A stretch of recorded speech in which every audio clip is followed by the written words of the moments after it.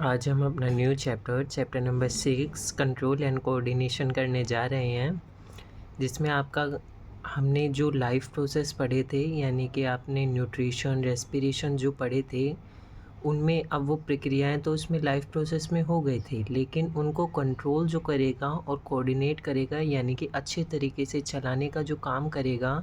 अब जैसे हमारा ब्रेन कैसे काम करेगा, वो सिग्नल्स कैसे ट्रांसमिट करेगा, कंट्रोल और कोऑर्डिनेशन हम इस चैप्टर के अंदर पढ़ेंगे। किसके? प्लांट्स के अंदर और एनिमल्स के अंदर। यहाँ पे आपका है living organism respond and react to various stimuli like heat, light, cold, touch, pressure etcetera. यानी कि जितने भी आपके ऑर्गेनिज्म हैं, जीवित जीव हैं, वो किस तरीके से रिएक्ट करते हैं वेरियस स्टिमुलाई पे। स्टिमुलाई का मतलब होता है जो आपका इन्वायरमेंट में चेंज हो रहा है, उसको आप स्टिमुलाई कह रहे हैं। जैसे कि आपका लाइट तेज़ हो रही है, या फिर ठंड हो रही है, या फिर आपका प्रेशर बढ़ रहा है, यानी कि दबाव बढ़ रहा है। Plant and animals both respond to stimuli but in different manner. जितने भी आपके पौधे हैं और जानवर हैं, जो ये स्टिमुलाई है, यानी कि जो आपका इन्वायरमेंट बदला है, उसमें किस तरीके से एक्ट करते हैं, वो हम पढ़ेंगे कंट्रोल एंड कोऑर्डिनेशन के अंदर। एग्जाम्पल है withdrawal of hand on touching a hot object. जैसे कि हम किसी भी गर्म वस्तु को छूते हैं तो हमारा हाथ पीछे की तरफ चला जाता है, वो हमारे शरीर में क्या कर रहा है, कंट्रोल एंड कोऑर्डिनेशन कैसे हो रहा है, उसका एग्जाम्पल है। नेक्स्ट आपका है control and coordination in animals. हम कंट्रोल एंड कोऑर्डिनेशन एनिमल्स के अंदर किस प्रकार से पढ़ेंगे। इसमें हमारे दो सिस्टम्स काम करते हैं, जिसमें आपका पहला है नर्वस सिस्टम, इसमें एनिमल्स के अंदर, जिसमें आपका ट्रांसफ़र होता है सिग्नल्स किसकी फॉर्म में, इलेक्ट्रिकल इम्पल्स की फॉर्म में। सेकंड है आपका हार्मोनल, जिसमें आपके सिग्नल्स किसके ट्रांसमिट होंगे, किसकी फॉर्म में, केमिकल्स की फॉर्म में, यानी कि केमिकल्स आपके रिलीज़ होंगे, जिससे वो सिग्नल्स आगे क्या होंगे, आगे की तरफ ट्रांसफ़र हो जाएंगे। ये आपका एनिमल्स और प्लांट्स दोनों में पढ़ेंगे हम, ये वाला केवल एनिमल्स के अंदर पढ़ेंगे। नेक्स्ट आपका आ जाता है नर्वस सिस्टम। अब नर्वस सिस्टम के बारे में हम पढ़ लेते हैं, नर्वस सिस्टम का काम क्या है। नर्वस सिस्टम का काम है आपका to receive the information from environment, यानी कि जो भी आपके इन्वायरमेंट से जो भी आपकी इन्फॉर्मेशन प्राप्त हो रही है, उसको लेने का कार्य कौन करेगा, नर्वस सिस्टम करेगा। To receive the information from various body parts, stimulus response. अब जो ये आपकी इन्फॉर्मेशन है वेरियस बॉडी पार्ट्स तक कैसे पहुंचाएगा, यानी कि जो हमने पढ़ा इलेक्ट्रिकल इम्पल्स की फॉर्म में सिग्नल्स जाएंगे, और किसकी फॉर्म में जाएंगे, केमिकल्स के फॉर्म में, यानी कि हार्मोनल फॉर्म में। अब आपका ये स्टिमुलस पहले भी बताया गया, एनी चेंज इन एनवायरनमेंट और within that bring about the reaction, यानी कि जो भी हमारे इन्वायरमेंट में चेंज आ रहा है और जिससे कि हमारी एकदम से प्रतिक्रिया हो रही है, हम एकदम से रिएक्शन दे रहे हैं, उसको आप क्या कह रहे हैं, stimulus. Touching a hot plate, अगर हमने कोई भी गर्म प्लेट छुई है तो हमारा एकदम से रिएक्शन जो होगा वो क्या होगा, हमारा रिस्पॉन्स होगा। The reaction of our body to this change, example withdrawal of our hand, यानी कि जब आपने उस गर्म प्लेट को टच किया तब तो वो क्या था, स्टिमुलस था, यानी कि जब क्या हुआ, कुछ ना कुछ चेंज आया हमारे इन्वायरमेंट के अंदर और एकदम से हमने उस पर हाथ हटा लिया, वो क्या है, हमारा इमीडिएट रिस्पॉन्स, यानी कि हमारी एकदम से प्रतिक्रिया जो भी हुई है वो क्या है, आपका रिस्पॉन्स है। नेक्स्ट आपका आ जाता है how can we detect we touch a hot object. हमें कैसे पता लगता है कि हमने एक गर्म वस्तु को छू लिया है या गर्म चीज़ को छू लिया है। आपके इसमें रिसेप्टर्स होते हैं कुछ, आपके आई के, ईयर के, नोज़ के, वो आपके क्या करते हैं, हमें बताते हैं कि हमारे हाथ ने क्या करा है, गर्म चीज़ को छू लिया है, यानी कि वो क्या करते हैं, ब्रेन के पास सिग्नल्स भेजते हैं और ब्रेन क्या करता है, उल्टे सिग्नल भेजता है। जैसे आपका रिसेप्टर्स है, receptor are specialized tips of some nerve cells that detect information from the environment. जो आपके रिसेप्टर्स है वो क्या काम करते हैं, जो भी आपकी नर्व सेल्स हैं, नर्व सेल्स यानी कि दो टाइप की आपकी नर्व होती है, क्रेनियल और स्पाइनल, जो आपकी क्या करते हैं, इन्फॉर्मेशन को ट्रांसफ़र करने का काम करती है, किससे, जो भी आपके इन्वायरमेंट से इन्फॉर्मेशन आई है उसको फर्दर आगे ट्रांसफ़र करने का काम कौन करेगा, आपके नर्व सेल्स। और रिसेप्टर्स क्या कर रहे हैं, रिसेप्टर्स एक तरीके से आपके क्या हैं, सेंस ऑर्गन्स हैं, यानी कि जो आपके क्या करते हैं, सेंस करते हैं, आई, ईयर, नोज़ हैं, जो आपके क्या कर पा रहे हैं, रिसेप्टर कर पा रहे हैं, यानी कि किसी चीज़ को पता लगा पा रहे हैं, वो ठंडी है, गर्म है, या फिर कैसा उसका कलर है। जैसा आपका पहला है इनर ईयर हियरिंग या balance of body, inner ear आपका क्या करता है, या तो आपका सुनने में काम करता है या फिर आपका क्या करता है, बैलेंस ऑफ बॉडी यानी कि बॉडी के संतुलन को बनाए रखने में। नेक्स्ट आप क्या जाते हैं, फोटो रिसेप्टर्स। फोटो रिसेप्टर्स यानी कि जो लाइट को देखने का, फोटो मतलब लाइट, रिसेप्टर्स यानी कि जो आपको लाइट का क्या कर रहे हैं, सिग्नल दे रहे हैं हमें एक तरीके से, विजुअल स्टिमुलस यानी कि हम क्या कर पा रहे हैं, एक चीज़ को देख पा रहे हैं वो कितनी गर्म है, किसकी मदद से, अपने फोटो रिसेप्टर्स यानी कि जैसे कि आइज़ हैं आपकी। नेक्स्ट आप क्या देते हैं, स्किन, पेन, टच या हीट। अब जैसे आपने क्या करा, किसी भी गर्म चीज़ को आपने हाथ लगाया, अब आपको क्या होगा, उसमें पेन भी फील होगा आपको यानी कि दर्द होगा, या फिर आप उससे टच से पता लगाएंगे या फिर उसकी गर्माहट से पता लगाएंगे। ओल्फैक्टरी रिसेप्टर यानी कि नोज़ एक तरीके से जो आपका क्या करेगा, स्मेल से डिटेक्ट करेगा कि कोई भी सब्सटेंस आपका कैसा है। गस्ट्रेटरी रिसेप्टर्स में आपकी टंग आ जाती है यानी कि जीभ जो क्या करेगी, टेस्ट करके बताएगी कि उसका सब्सटेंस का या रिसेप्टर्स हैं वो कैसे काम कर रहे हैं हमारे। इसमें हमारा एक न्यूरॉन आ जाता है। न्यूरॉन क्या करता है, जो इलेक्ट्रिकल इम्पल्सेस को यानी कि इलेक्ट्रिकल सिग्नल्स को ट्रांसमिट करने का काम करेगा, वो आपका क्या होता है, न्यूरॉन होता है। इसमें आपकी नर्व एंडिंग्स दी गई है, जो इनके बीच का डिस्टेंस है उसको एक्सोन कह रहे हैं आप। यहाँ पे न्यूक्लियस प्रेजेंट है, जो ये आपके ये वाले पार्ट्स हैं इनको आप डेंड्राइट कह रहे हैं, और ये बीच वाली आपकी क्या है, सेल बॉडी है। अब इसके बारे में हम पढ़ लेते हैं। जैसे आपका है dendrites, the cell extension which are shorter branch and more numerous are called dendrites. यानी कि सेल एक्सटेंशन का मतलब है जहाँ पर सेल आपका कोशिका ख़त्म हो रही है वहाँ पर कैसे हैं, वो शॉर्टर है यानी कि छोटे हैं, और उनमें एक से ज़्यादा उसकी शाखाएं निकली हुई है, और वो कई सारे नंबर्स में हो सकते हैं, न्यूमरस नंबर्स में। उसको आप क्या कह रहे हैं, डेंड्राइट्स कह रहे हैं। They receive information from another neuron and transmit it towards the cell body. ये क्या करते हैं, दूसरे न्यूरॉन से आपकी इन्फॉर्मेशन को लेते हैं और आगे हमारे जितने भी सेल हैं, जितने हमारे बॉडी पार्ट्स हैं, उन तक आपका पहुंचा देते हैं। सेकंड है आपका cell body and axon. Here the information travel as electrical impulse. यहाँ पे जो भी इंफॉर्मेशन हमारी यहाँ से डेंड्राइट्स की मदद से आई थी वो क्या करती है, इलेक्ट्रिकल इम्पल्स की फॉर्म में ट्रैवल करती है यानी कि रहती है, आगे की तरफ भेज दी जाती है। साइपनेज है आपका, the part where electrical signal is convert into chemical message for onward transmission to next neuron by release of neurotransmitter. यानी कि एक ऐसा पार्ट जहाँ पर जाकर आपके जो इलेक्ट्रिकल सिग्नल डेंड्राइट और सेल बॉडी से आगे की तरफ गए थे वो क्या कर रहे हैं, केमिकल मैसेज में कन्वर्ट हो रहे हैं, यानी कि केमिकल्स की फॉर्म में कन्वर्ट हो जा रहे हैं। क्या करने के लिए, दूसरे जो न्यूरॉन है उसकी मदद से आगे की तरफ इंफॉर्मेशन को ट्रांसफर करने के लिए। The point of contact between the terminal branches of axon of one neuron with the dendrite of another neuron is called synapse. यानी कि साइपनेज आपका क्या होता है, जो भी आपका गैप होता है दो न्यूरॉन्स के बीच का, उसको आप क्या कह रहे हैं, साइपनेज। यानी कि एक ऐसा पॉइंट ऑफ कांटेक्ट, यानी कि जहाँ पर अब जैसे आपने ये वाले में देखा था, अब आपका क्या कर रहा है, यहाँ पे जो ये हैं दोनों को बीच का गैप है वो क्या है आपका, साइपनेज है आपका, उसको आप क्या कह रहे हैं, साइपनेज बिटवीन टू न्यूरॉन्स। अब जो ये हमारा है रिफ्लेक्स एक्शन क्या है आपका, a quick sudden immediate response of body to certain stimuli that involve spinal cord.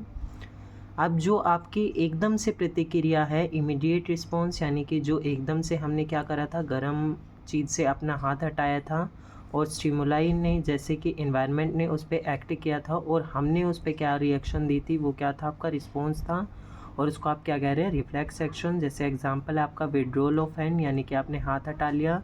Knee jerk यानी कि आपकी क्या हो गया, कोहनी में आपका जुड़ाव से जो अलग हो जाना। रिफ्लेक्स आर्क आपकी क्या होती है, the pathway through which impulse pass is called reflex arc. यानी कि जिस पाथवे से, अब जैसे कि आपका क्या करा, आपने गर्म चीज़ को हाथ लगाया, वहाँ से जो आपकी इंफॉर्मेशन ट्रैवल होके ब्रेन तक जा रही है, आप उसको क्या कह रहे हैं, रिफ्लेक्स आर्क, यानी कि उस पाथ को क्या कह रहे हैं आप, रिफ्लेक्स आर्क बोल रहे हैं। अब हमारे पास क्या होते हैं, दो टाइप के न्यूरॉन्स होते हैं, सेंसरी न्यूरॉन्स होते हैं, सेंसरी न्यूरॉन, और दूसरे होते हैं आपके मोटर न्यूरॉन।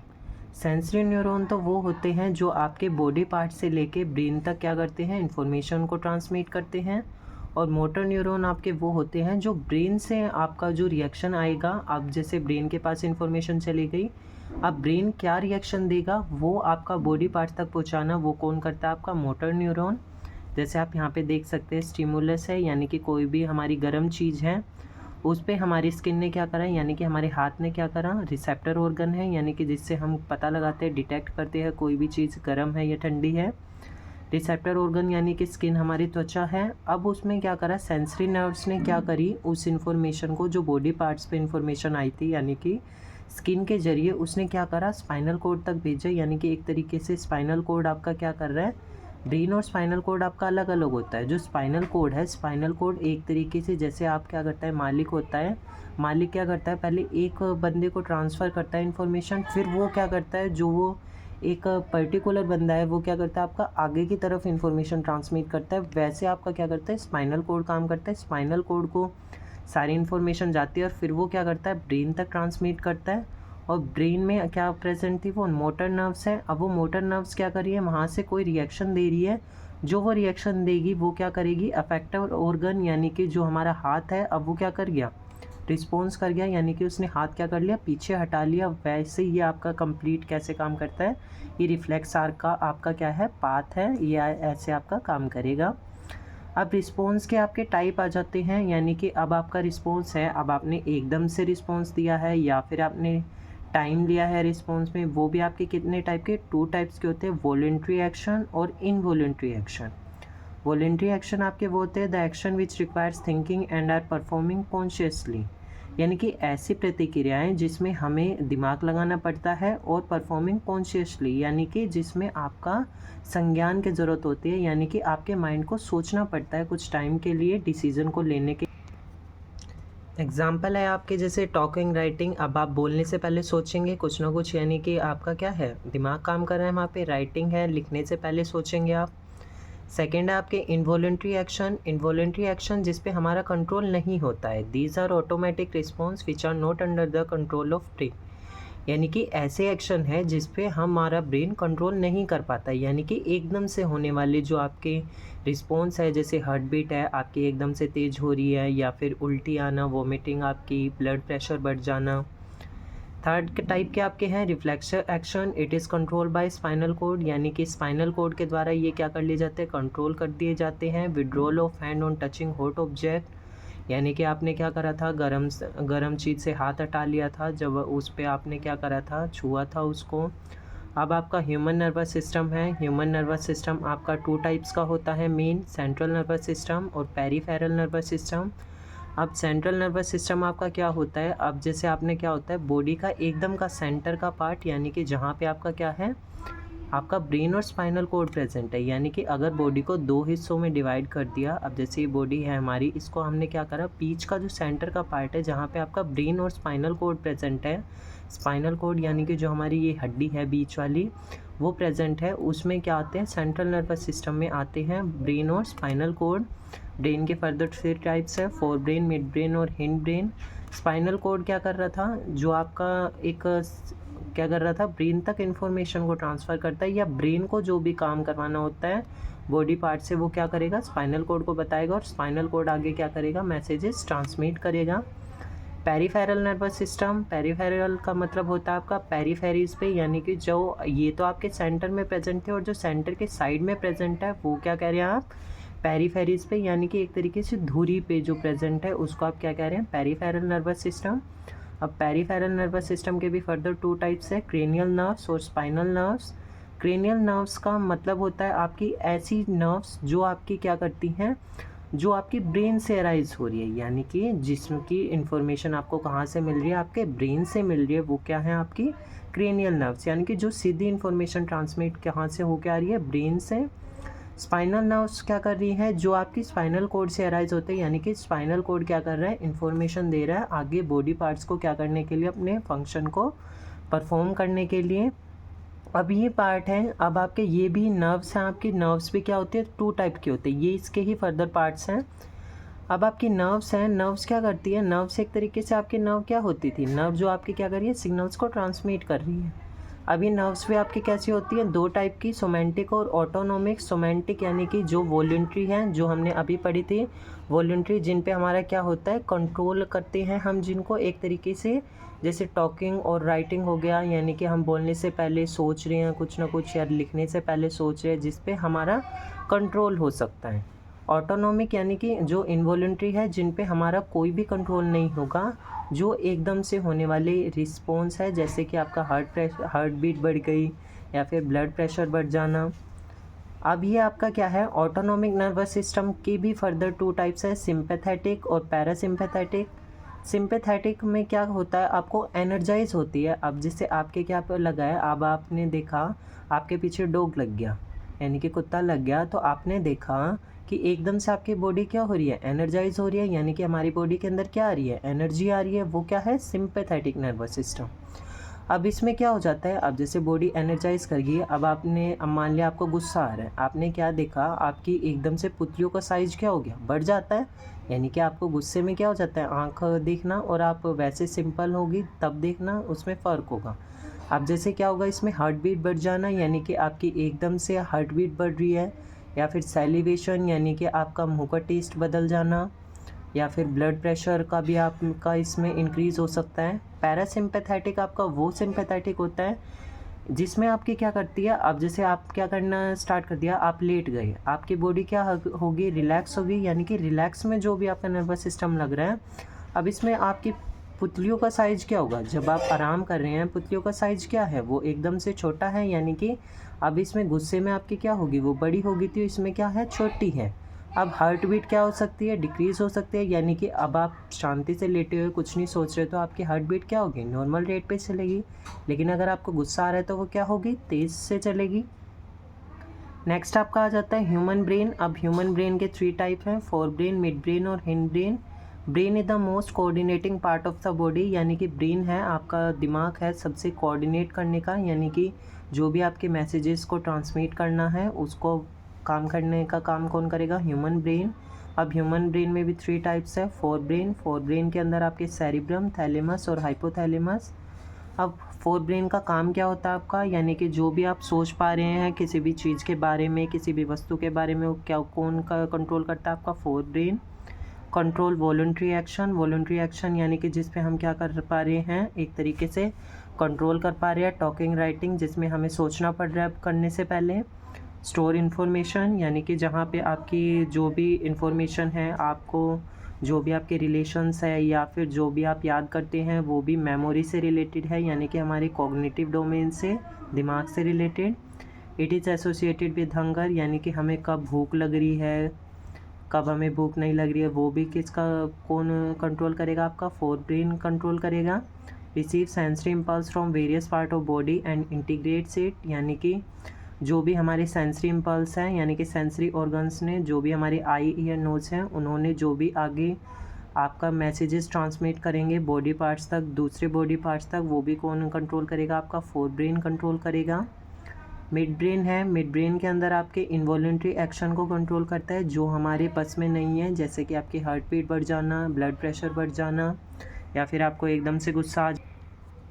नेक्स्ट आपका आ जाता है चेंज इन प्यूपिल साइज, यानी कि हमारी पुतली के साइज का बढ़ जाना या घट जाना। Reflex movement of head, neck and trunk, यानी कि हमारे जो भी हमारे रिफ्लेक्स सेक्शन है, हमारे सिर में हमारी गर्दन है, वो क्या करना, बदल जाना, एक तरीके से उसको हम क्या कर रहे हैं, ट्रांसफ़र कर रहे हैं। हिंड ब्रेन है आपका, सेरिबेलम, मेडुला ओब्लोंगाटा और पोन्स। सेरिबेलम आपका क्या होता है, it controls posture and balance, यानी कि जो हमारी बॉडी का पोस्चर है, हमारी बॉडी सही से काम कर रही है, बैलेंस हमारा सही है। It also control precision of voluntary action, यानी कि जो भी वॉलंटरी एक्शंस हम कर रहे हैं उन पे कंट्रोल करने का काम कौन करेगा, हिंड ब्रेन करेगा आपका। नेक्स्ट पार्ट आपका मेडुला ओब्लोंगाटा, इट कंट्रोल वो involuntary action such as blood pressure, vomiting and salivation, यानी कि आपका जो ये है क्या करेगा, इनवॉलंटरी एक्शन को कंट्रोल करेगा, जो कि हमने बताया था, ब्लड प्रेशर बढ़ जाना, उल्टी आना, या फिर हमारा मुंह का टेस्ट का बदल जाना। नेक्स्ट है आपके pons, it controls involuntary action like regulation of respiration, यानी कि हमारी श्वसन प्रक्रिया में जो भी आपका कंट्रोल करेगा, श्वसन कैसे आ रहा है, हमें सांस तेज आ रहा है, एकदम हार्ट बीट बढ़ रही है या कम हो रही है, वो कौन करेगा, पोन्स करेगा, यानी कि पोन्स किसका पार्ट है, आपका हिंड ब्रेन का। अब जैसे आपके दिखाए गए हैं, ये मिड ब्रेन है आपका ये वाला, यहाँ से आपका फोर ब्रेन है जिसके अंदर हाइपोथैलेमस प्रेजेंट है, पिट्यूटरी ग्लैंड यहाँ पे प्रेजेंट, आपका पोन्स हैं, स्पाइनल कॉर्ड प्रेजेंट है। अब ये ब्रेन और स्पाइनल कॉर्ड का प्रोटेक्शन कैसे होगी, यानी कि इनका बचाव कैसे होगा। ब्रेन है आपका, brain is protected by a fluid filled balloon which act as shock absorber and enclosed in cranium brain box। यानी कि हमारे पास क्या होती है, ब्रेन में स्कल है, अब जैसे खोपड़ी है, खोपड़ी के अंदर क्या होती है, 3 लेयर्स प्रेजेंट होती है, 3 लेयर्स प्रेजेंट है। उसके अंदर एक फ्लूइड प्रेजेंट होता है जिसको हम सेरिब्रोस्पाइनल फ्लूइड कहते हैं, जो आपका एक किसकी तरह, शॉक एब्जॉर्बर की तरह, यानी कि दिमाग को जब झटके लगते हैं वो उसकी तरह काम करता है। और जो हमारा ब्रेन बॉक्स है उसी के अनुसार क्या करता है, आगे मैसेजेस ट्रांसमिट करता है। उसकी वजह से हमारा क्या होता है, ब्रेन को भी प्रोटेक्शन की ज़रूरत पड़ती है। स्पाइनल कॉर्ड है, spinal cord is enclosed in vertebral column, यानी कि जो स्पाइनल कॉर्ड है आपकी कहाँ पे प्रेजेंट होती है, वर्टिब्रल कॉलम में प्रेजेंट होती है, जो आपकी कहाँ पे होती है, ब्रेन के अंदर। नेक्स्ट आपकी लिमिटेशन होती है, जो भी आपके इलेक्ट्रिकल इम्पल्स यानी कि इलेक्ट्रिकल मैसेजेस ट्रांसमिट कर रहे हैं, इसके भी कुछ ना कुछ लिमिटेशंस हैं।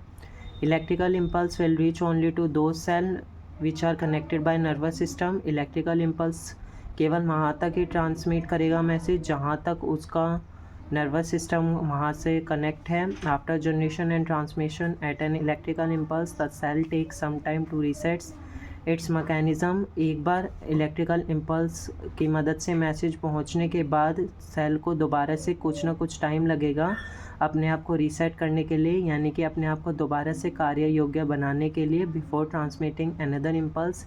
यानी कि अगर एक आपका मैसेज ट्रांसमिट हो चुका है एक जगह से दूसरी जगह पे, तो दूसरे वाले को क्या चाहिए, आपका टाइम चाहिए क्या करने के लिए, उस जगह को भरने के लिए, उस टाइम को कंप्लीट। नेक्स्ट आपका आ जाता है मूवमेंट या कोऑर्डिनेशन इन प्लांट, यानी कि अब पौधों के अंदर कोऑर्डिनेशन कैसे होगा। ये आपका दो टाइप पे डिपेंड करता है, इंडिपेंडेंट ऑफ ग्रोथ, यानी कि डिपेंडेंट नहीं है ग्रोथ पे, ग्रोथ अलग चीज़ है आपकी।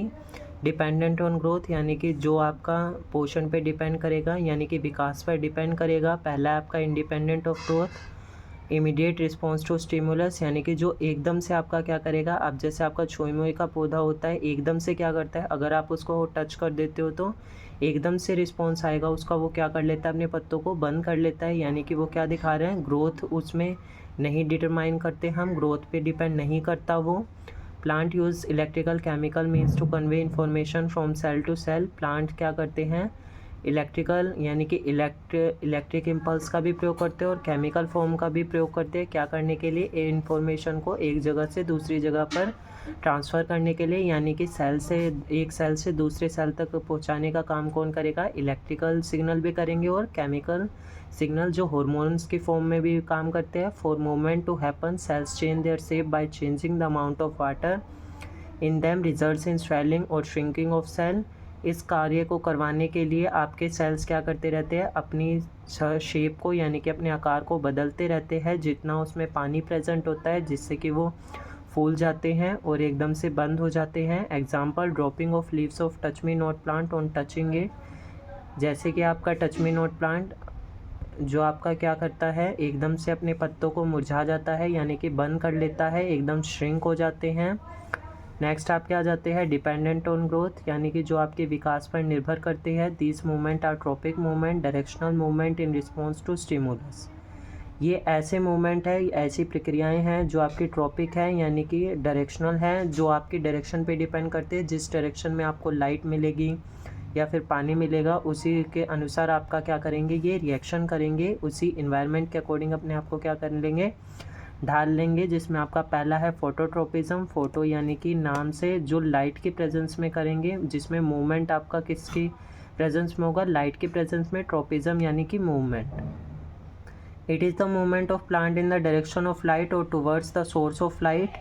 ये पौधों का मूवमेंट है, यानी कि पौधों की प्रक्रिया है किसकी तरफ, लाइट की तरफ, यानी कि जिस डायरेक्शन से उसको सनलाइट मिल रही है उसी तरफ वो क्या कर जाएगा, बैंड हो जाएगा। It is derive from two words, photo meaning light and tropism meaning movement. ये दो शब्दों से मिलके बना है, जिसमें फ़ोटो का मतलब आपका लाइट है और ट्रोपिज्म का मतलब वो एक तरीके से एक पौधा है, वो कैसी रिएक्शन दे रहा है जब क्या कर मिल रही है, जिस डायरेक्शन से उसको सनलाइट मिल रही है उसी तरफ क्या कर गया, वो बैंड कर गया। Plant are positively phototropic in nature, plants है आपके फोटोट्रॉफिक नेचर शो करते हैं पॉजिटिव डायरेक्शन में। Positive tropism take place when plant move towards the direction of stimulus and negative tropism if they move away from it. Positive tropism plants जब show करते हैं जब कि इसमें जिस डायरेक्शन से आपको सनलाइट मिल रही थी उसी डायरेक्शन में पौधों ने रिएक्शन किया। बट नेगेटिव ट्रोपिज्म जब होगा जब वो क्या कर जाएंगे, उस डायरेक्शन को चेंज कर लेंगे। सेकेंड आपका आ जाता है geotropism. It is the movement of plant in response to direction of gravity, यानी कि ग्रेविटी के डायरेक्शन में पौधों की मूवमेंट क्या कहलाती है आपकी, geotropism. If movement of plant part is toward the pull of gravity, यानी कि उनको खींचने पर जब उनकी मूवमेंट होगी उसको आप पॉजिटिव जियोट्रोपिज्म कहेंगे। और जब उस डायरेक्शन अपोजिट अपनी डायरेक्शन को क्या कर लेगा, वो चेंज कर लेगा किसके डायरेक्शन से, जिस डायरेक्शन से आपने उसको खींचा है या उस पर फोर्स लगाया है, उसको आप क्या कहेंगे, नेगेटिव जियोट्रोपिज्म। नेक्स्ट आपका आ जाता है कीमोट्रोपिज्म।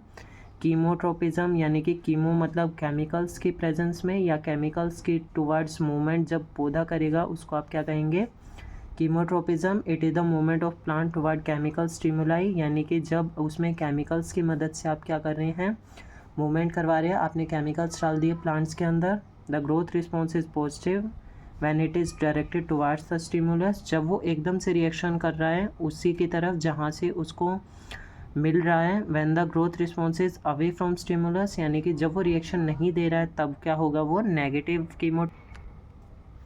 जैसे आपका है fourth hydrotropism. It is the movement of plant towards water, यानी कि पानी की तरफ, जब जहाँ से उसको पानी मिलेगा उस तरफ उसकी मूवमेंट हो जाना पौधे की, वो क्या कहला रहा है, hydrotropism. It can act positively और नेगेटिवली, ये भी आपका पॉजिटिव और नेगेटिव दोनों तरीके से भाग कर लेता है। It is a plant response to stimulus or gradient in water concentration that determines the direction of growth. Root exhibit positive hydrotrophic response as they move and grow towards the water. जब आपकी जड़ें हैं वो क्या करेंगी, पानी की तरफ, अब जैसे पानी आपने नीचे से दिया ऊपर की तरफ बढ़ रही है तब वो क्या है, पॉजिटिव। जब वो क्या कर रही है, बढ़ नहीं रही है, तब क्या होगा, नेगेटिव जियोट्रोपिज्म। एग्जाम्पल आप टमाटो रूट ले सकते हैं, यानी कि आपकी टमाटर की जड़ क्या करेगी, पॉजिटिव और नेगेटिव हाइड्रोट्रोपिज्म शो करेगी।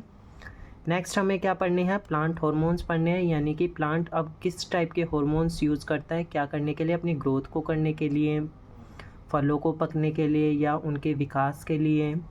हार्मोन्स आपके बेसिकली क्या होते हैं, they are chemical compound which helps to coordinate growth, development and response to the environment. ये ऐसे केमिकल कंपाउंड होते हैं जो आपके किस में डिटरमाइन करते हैं, यानी कि हेल्प करते हैं पौधे के विकास के लिए, उनकी गति के लिए और उनके रिस्पॉन्स के लिए, जो भी वो प्रतिक्रिया करेंगे इन्वायरमेंट के अकॉर्डिंग। मेन प्लांट हार्मोन हैं आपके auxin, gibberellin, cytokinin and abscisic acid. अब जो ये आपके 3 हैं, ऑक्सिन, गिबरलिन और साइटोकिनिन, ये आपके क्या हैं, ग्रोथ प्रोमोटर हैं, यानी कि जो आपके ग्रोथ को बढ़ावा दे रहे हैं, ग्रोथ करेंगे पौधे की। जिसमें आपका ऑक्सिन है सिंथेसाइज्ड एट शूट टिप, यानी कि शूट टिप का मतलब है पौधों के जो ऊपरी भाग पर आपका क्या करेगा, उनकी ग्रोथ में हेल्प करेगा, वो क्या है आपका ऑक्सिन है। ये आपके लंबाई में बढ़ने में सेल्स को मदद करेंगे। लाइट सेंसिटिव है, यानी कि जब इन पे सनलाइट पड़ेगी जिस डायरेक्शन में, उस डायरेक्शन से ये क्या कर लेंगे, अपना मुंह फेर लेंगे और दूसरी तरफ उनका क्या हो जाएगा, कंप्लीट लंबे हो जाएंगे। अब जैसे मान लिया एक पौधा है, यहाँ से उसको लाइट पड़ रही है, यहाँ से जिस तरफ से उसको लाइट पड़ रही है उस तरफ से उसने यानी कि मुंह फेर लिया तो क्या करेगा, दूसरी साइड में उसका क्या हो रहा है, वहाँ पर लंबाई में ज़्यादा बढ़ेगा, बल्कि जहाँ से सनलाइट ज़्यादा मिल रही है वहाँ से वो क्या करेगा, कम मूव करेगा, यानी कि कम बढ़ेगा। इन्वॉल्व इन फोटोट्रोपिज्म, यानी कि आइए आपका फोटोट्रोपिज्म के अकॉर्डिंग काम करता है। फोटोट्रोपिज्म क्या होता था आपका, जो लाइट के सेंसिटिव होता है। Gibberellin helps in growth of the stem, यानी कि जो आपके तने को हेल्प करेगा बढ़ने के लिए, वो आपका क्या है, गिबरलिन है। साइटोकिनिन है, प्रोमोट सेल डिवीज़न, यानी कि अब जैसे आपके प्लांट्स के सेल्स हैं, यानी कि उनकी कोशिकाएं हैं, वो फर्दर क्या होती रहती है, डिवाइड होती रहती है, यानी कि भागों में बंटती रहती हैं। Present in greater concentration in fruit and seeds, ये आपका उसमें पाई जाती है जिसमें आपके जो भी आपके बीज वाले पौधे हैं या फिर आपके फलों वाले पौधे हैं उनमें ज़्यादा पाई जाएगी, क्योंकि साइटोकिनिन का मेन काम ये होता है आपके क्या करना, उनके जो आपके फ्रूट्स हैं उनको हेल्प करना ग्रोथ होने में। नेक्स्ट आपके आ जाता है ग्रोथ इनहिबिटर, यानी कि जो उनकी ग्रोथ को रोक देते हैं, प्लांट्स की ग्रोथ को। आपके हैं एब्सिसिक एसिड, इनहिबिट्स ग्रोथ, यानी कि ग्रोथ को रोक देना।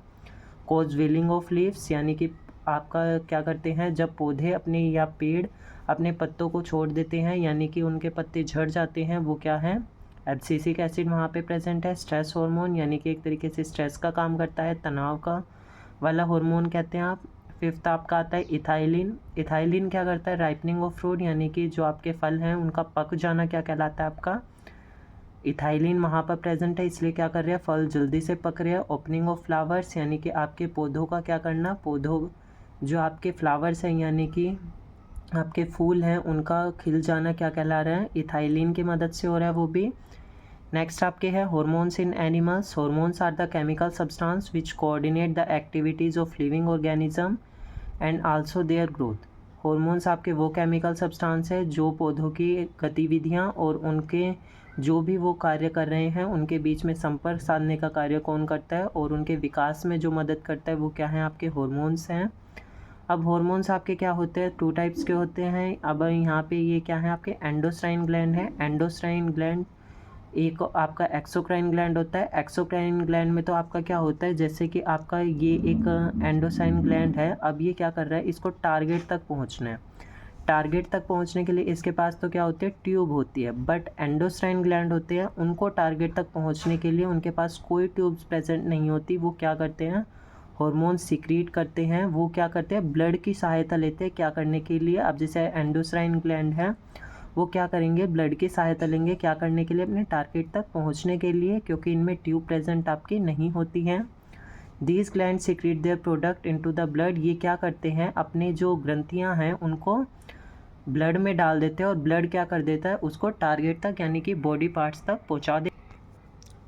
जैसे आपके हॉर्मोन्स दिए गए हैं, एंडोसाइन ग्लैंड दिए गए हैं और उनके फंक्शन।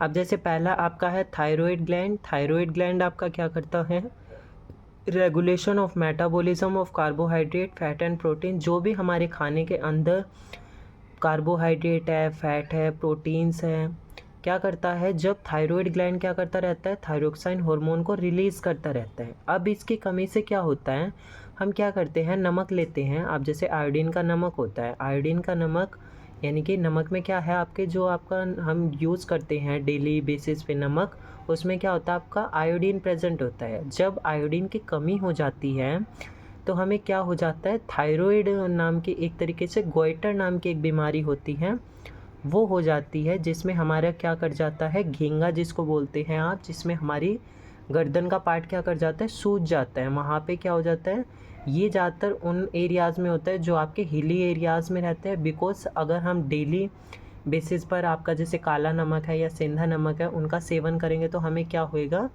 उसमें गोइटर होने का खतरा ज़्यादा रहता है। तो अब क्या करता रहता है, ये कब होता है, जब आपका थायराइड ग्लैंड तो क्या करता रहता है, थायरोक्साइन हार्मोन को रिलीज़ करता रहता है, बट क्या होता है, थायरोक्साइन हार्मोन आगे की तरफ क्या नहीं कर पाता, उसको ट्रांसमिट नहीं कर पाता। तब क्या हो जाता है, हमें गोइटर बन जाता है। नेक्स्ट है आपका पिट्यूटरी ग्लैंड। पिट्यूटरी ग्लैंड यानी कि मास्टर ग्रंथि बोलते हैं इसको। ये क्या करता है, ग्रोथ हार्मोन का काम करता है, यानी कि जितने भी आपके और ग्लैंड्स हैं उनको क्या करने का काम, उनको सुचारू रूप से कार्य करवाने का काम कौन करेगा, पिट्यूटरी ग्लैंड। ऐसा नहीं है इसका खुद कोई काम नहीं है। ये क्या करता है, रेगुलेट्स ग्रोथ एंड डेवलपमेंट, यानी कि जो भी आपका वृद्धि और विकास हो रहा है, जैसे कि आप क्या कर रहे हैं, हाइट आपकी ठीक बढ़ रही है, उसका काम कौन करेगा, पिट्यूटरी ग्लैंड उसका ध्यान रखेगा। नेक्स्ट है आपका एड्रीनल। एड्रीनल ग्लैंड कौन सा रिलीज़ करता है हार्मोन, आपका एड्रीनालाइन, जो कि आपका किडनी के ऊपर प्रेजेंट होता है, जो आपका गले से आपका क्या है, गले से नीचे और किडनी से ऊपर। Regulation of blood pressure, carbohydrate metabolism, यानी कि जो आपका ब्लड प्रेशर है वो बढ़ रहा है या कम हो रहा है, जैसे कि आपका सिचुएशन के अकॉर्डिंग उसको रेगुलेट करने का यानी कि उसको कंट्रोल करने का काम कौन करेगा, आपका एड्रीनल ग्लैंड।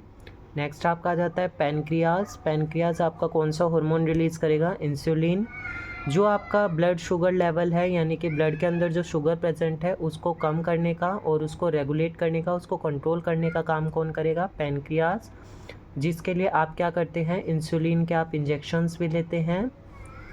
टेस्टिस है, टेस्टिस मेल हार्मोन है। मेल हार्मोन क्या करेगा, टेस्टोस्टेरोन रिलीज़ करेगा, जो मेल में सेकेंडरी सेक्सुअल कैरेक्टर्स लाता है, जैसे कि आपकी बियर्ड आ जाना मेल्स के अंदर या फिर उनके जेनिटल पार्ट्स का डेवलप हो जाना क्या कहलाता है आपका? टेस्टोस्टेरोन हार्मोन की वजह से आता है। Change associated with puberty in male, जब आपकी 12 से 18 साल की एज आती है, यानी कि प्यूबर्टी आप उसी को कह रहे हैं मेल्स के अंदर, उसमें जो बदलाव आते हैं सेकेंडरी सेक्सुअल कैरेक्टर वो लाने का कार्य करते हैं।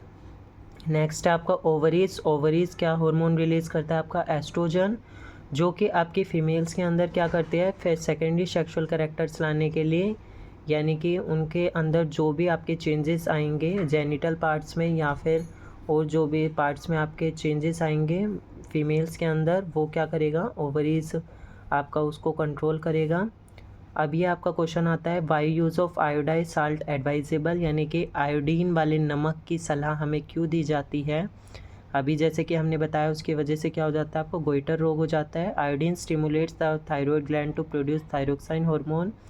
आयोडीन क्या करता है? हेल्प करता है थायरॉयड ग्लैंड को थायरोक्साइन हार्मोन को रिलीज़ करने के लिए, जो कि आपका कार्बोहाइड्रेट, फैट और प्रोटीन की मात्रा को हमारे शरीर के अंदर रखता है कंट्रोल करके। Deficiency of this hormone result in enlargement of thyroid gland, इसकी कमी की वजह से हमारा थायरॉयड ग्लैंड बढ़ जाता है, क्योंकि थायरॉयड ग्लैंड क्या करता रहता है आपका? थायरोक्साइन हार्मोन रिलीज़ करता है, जो फर्दर आगे ट्रांसफ़र नहीं हो पाता है।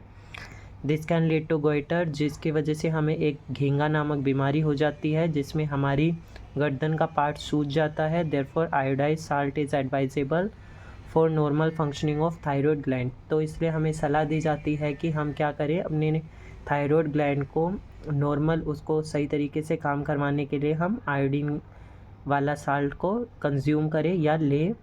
नेक्स्ट आपका डायबिटीज़। डायबिटीज़ आपकी एक रोग होती है, यानी कि शुगर, जब आपके ब्लड शुगर लेवल आपका बढ़ जाता है। It is a disease in which blood sugar level increase, यानी कि जो आपकी ब्लड में शुगर प्रेजेंट है उसके स्तर को बढ़ जाना क्या कहलाता है आपका? डायबिटीज़। किसकी वजह से होता है? It is cause due to deficiency of insulin hormone secrete by pancreas. इसमें भी सेम क्या करता रहता है? पैनक्रियाज क्या करता रहता है? इंसुलिन हार्मोन को क्या करता रहता है? रिलीज़ करता रहता है, जिससे कि आपका क्या कर जाता है? ब्लड शुगर लेवल बढ़ जाता है और उसको कंट्रोल करना उसके लिए मुश्किल हो जाता है जब ज़्यादा फर्दर आपकी शुगर। ट्रीटमेंट क्या करना पड़ेगा आपको? Patient have to internally administer injection of insulin hormone which helps in regulating blood sugar level. हम पेशेंट्स को क्या करते हैं? इंसुलिन के इंजेक्शन देते रहते हैं, क्या करने के लिए? उनकी ब्लड में जो शुगर बढ़ गई है उसको मेंटेन करने के लिए, उसको कंट्रोल में लाने के लिए। यहाँ पर आपका chapter number control and coordination complete होता है। I hope you like the video, और अगर आपको वीडियो से कुछ भी सीखने को मिला हो तो आप आगे शेयर ज़रूर कीजिएगा। Thank you.